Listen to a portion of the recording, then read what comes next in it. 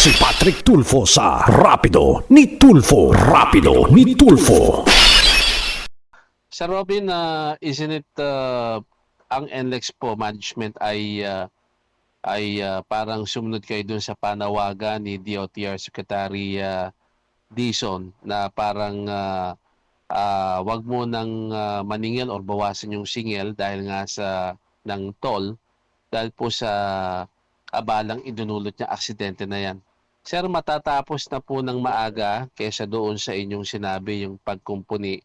Yun po bang inanunsyo nyo na parang sinunod nyo yung request ng DOTR? Ito po ba ay tuloy-tuloy pa rin po, Sir Robin? Yes sir, umpisa po ngayong 12 noon. Malapit na po.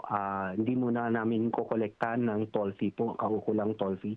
Yung mula Balintawak po hanggang yung mga pumapasok po ng May Kawayan entry. So starting 12 noon today, March 24, tuloy-tuloy po yan hanggang ma-open po namin lahat yung lanes doon sa Marilao.